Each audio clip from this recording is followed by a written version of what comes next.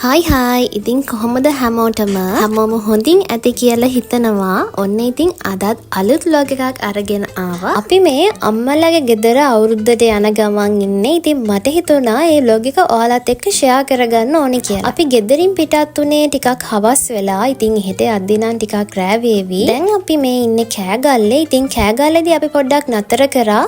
මොකද කෑගල්ලේ තියෙනවා හරිම රස අයිස්ක්‍රීම් තියෙන කඩයක්. මං හිතන්නේ මං කලිනුත් ඔයාලත් එක්ක ඒක vlog එකකින් share කරගත්තා. මේකේ තියෙනවා fresh පළතුරු වලින් හදපු අයිස්ක්‍රීම්. ඉතින් අද නම් ගොඩක් flavors තිබ්බේ නෑ. ඒක නිසා මං කලින් කාලා තිබ්බේ නැති අයිස්ක්‍රීම් එකක් තිබ්බා පැණි කුරුම්බ කියලා. ඉතින් ඒක තමයි අද ගත්තේ. ඉතින් ඒකේ ඇතුලේ කුරුම්බ හැපෙන විදියට ක්‍රීමි විදියට අයිස්ක්‍රීම් එක තියෙනවා. මහත් කුරුම්බ කන්න ටිකක් කැමති. ඒ වුණාට ඒක අයිස්ක්‍රීම් එකක් විදියට නම් එච්චර සෙට් වෙන්නේ නෑ වගේ. ගත්ත නිසා ඉතින් කෑවා. මේ ඊළඟ දවසේ උදේ කලින් දවසේ රෑ වුණ නිසා මට වීඩියෝස් කරගන්න හම්බුනේ නැහැ. ඉතින් උදේම අම්මා හදලා තිබ්බා කොළ කැඳ. ඉතින් කොළ කැඳ එකත් උදේම බිව්වා.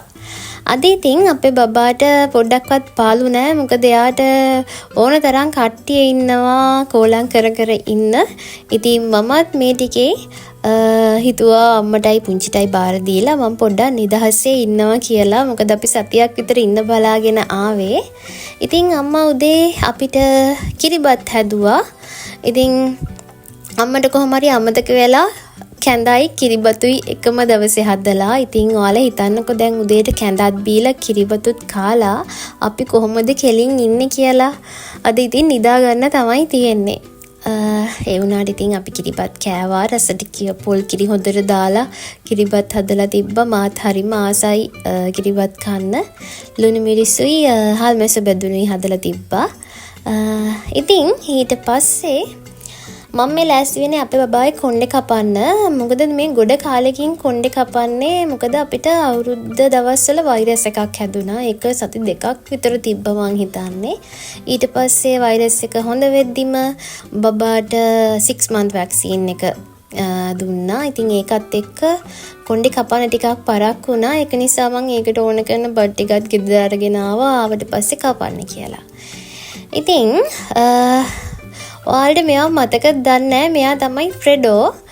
මෙයා මේ දවස්වල අපි කාමරේට දාලා වහලා තියෙන්නේ. මොකද බබා ඉන්න නිසා. මෙයා ටිකක් පොඩි ළමයිට කැමති නැහැ. ටිකක් යාළුව දැක්කහම බුරනවා, කලබල වෙනවා, කේන්ති ගිහිල්ලා වගේ තමයි ඉන්නේ. ඉතින් අපිට බයයි බබාවත් මෙයාගේ ළඟට කරන්න. මෙයාව ඒක නිසා මේ දවස් ටිකේ කාමරේට දාලා වහලා තියෙන්නේ. මෙයාත් අර ගෙදර නිදහසේ හැදුන කෙනෙක් නිසා ඉච්චර කැමති නෑ එහෙම ඉන්න.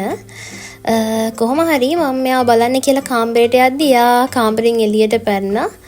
දැන් මම මේ ක්‍රීම් කැකර එකක් දීලා කොහොම හරි ෂේප් කරගෙන කාමරේට දාගන්න තමයි හදන්නේ. නැත්තම් ඉතින් බුරනකොට බබත් බය වෙනානේ.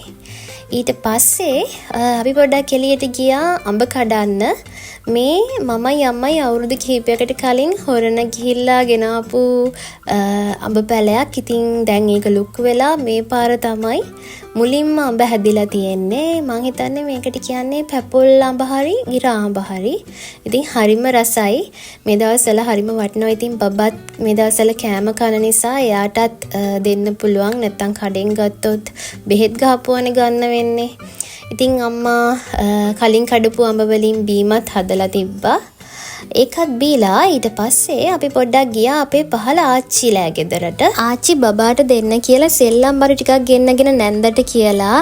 ඉතින් ඒ ටික තමයි ඔය දැන් ගලව පෙන්නන්නේ. අපේ ආච්චි පැරලයිස් වෙලා ඉන්නේ. එයාට කතා කරන්න බෑ. එක පැත්තක් පන නැහැ. ඉතින් ඒ වුණාට මේ දවස් ටිකේ එයා හරිම සතුටින් ඉන්නවා. මොකද බබා ඇවිල්ලා ඉන්නේ. මේ දවස් ටිකේ අපි මෙහෙ ඉන්න නිසා දැන් ආච්චි බලාගෙන ඉන්නේ හැමතිස්සෙම එහෙට බබාව එක්කගෙන එනකන්. ඉතින් ওই විදිහට බබාව ළඟින් තියාගෙන සෙල්ලම් බඩු පෙන්න එයත් එක්ක සෙල්ලම් කරන්න ආස ඇති. ඉතින් පව් අපේ ආච්චිලා ගෙදරට එහා පැත්තෙන් තියෙන්නේ මෙන්න මේ වෙල. ඉතින් ඔන්න ඔතනින් ඇඳක් දාලා හවස් අරුවේ ආච්චි එතනට වෙලා තමයි ඉන්නේ. ඉතින් ගේ ඇතුළට වෙලා ඉන්න එපා වෙන ඇතිනේ. ඉතින් බලන්නකො මෙන්න මේ කන්නඩි දෙක තිබ්බ ඔය සෙල්ලම් බඩු ගොඩේ. ඉතින් අන්තිමේදී බබා ඔක්කොම සෙල්ලම් බඩු ටික අයින් කළා. ඔන්න ඔය සෙල්ලම් බඩුව තමයි තියාගෙන හිටියේ. ඉතින් ආච්චි තෝවා බල එයා කරන දේවල් බල hina වෙවි ඉන්නවා. දැන් මේ දවල්ට කන්න කියලා තමයි ලෑස්ති උනේ. අද අපේ අම්මා මේව තමයි දවල්ට කන්න හදලා තිබ්බේ. ඉතින් බබා නම් ආච්චි පුංචි එක්ක ඔය ඉස්සරහට වෙලා සෙල්ලම් කර කර ඉන්නවා. මං ඉතින් ඒ පැත්ත පෙන්නන්නේ නැහැ. මොකද අපේ නාගේ කැමති නැහැ වීඩියෝ කරනවට. කනවට වඩා ඉතින් කියවෙන එක තමයි කරන්නේ. මොකද ඔය විදිහට කාලෙකින්නේ හම්බ වෙන්නේ. ඉතින් අම්මත් ඒක කියවන්න ගොඩාක් දේවල් තියෙනවා. මේ ඉන්නේ අපේ බබාගේ මාමා. ඉතින් මාමත් එක්ක තමයි ඔය සෙල්ලම් කරන්නේ. හැබැයි මාමාගේ රැවුලට නම් චුට්ටක්වත් කැමති නෑ. ඔය රැවුල ගෑවෙද්දි යා චුට්ටක් දඟලනවා. ඊට පස්සේ අපි හිතුවා හවස් වෙලා පන්සල් යනවා කියලා. ඉතින් මම පොඩ්ඩක් මිදුලට ආව මල් ටිකක් කඩා ගන්න. ඉතින් වෙසක් පොයත් ළඟයි. වෙසක් පොයට තමයි පන්සල් යනවා කියලා හිතන් හිටියේ. ඒ වුණාට වෙසක් එකේදී සෙනග වැඩිනේ. ඉතින් මට බයයි මේ ටිකේම වෛරස් එකක් හැදිලා හිටපු නිසා ආයිත් සෙනග අතරට ගිහිල්ලා ලෙඩ වෙයි කියලා බෙහෙත් පොවන්න එහෙම හරි අමාරුයිනේ. ඉතින් අපි නිදහසේ සෙනග නැති වෙලාවක් බලලා පන්සල් ගියා. ඉතින් එයාටත් දැන් ටිකක් තේරෙනවා. එයාත් බලාගෙන ඉන්නවා හරිම ආසාවෙන් තාත්තා පහන් පත්තු කරන දිහා. ඉතින් මල් පහන් පත්තු කළා. අපි ටික වෙලාවක් පන්සලේ ඉඳගෙන ඉඳලා ඊට පස්සේ ආයෙමත් පිටත් වෙන්න තමයි මේ යන්නේ. ඉතින් ওই විදිහට තමයි මේ දවස් දෙක ගෙවුනේ. මං කිව්වනේ ඉතින් සතියක් විතර ඉන්න බලාගෙන ආවේ කියලා. නිදහසේ ඉන්න ඕන නිසා මං ඉස්සරහ දවස් ටික වීඩියෝ කරන්නේ නැහැ. ඉතින් මතකයක් විදියට මේ දවස් දෙක මේ විදියට ඔයාලත් එක්ක ෂෙයා කරගන්න හිතුවා. ඉතින් මං හිතනවා මේ vlog එකත් ඔයාලා හරිම ආසාවෙන් බලන්න ඇති කියලා. ඒ වගේම මගේ channel එක subscribe කරලා නැත්නම් අනිවාර්යෙන්ම subscribe කරන්න. ඒ වගේම comment එකක් දාන්නත් අමතක කරන්න එපා. ඉතින් ආයෙමත් අලුත් vlog එකකින් හම්බ වෙමු. ඉතින් හැමෝටම සුබ දවසක්.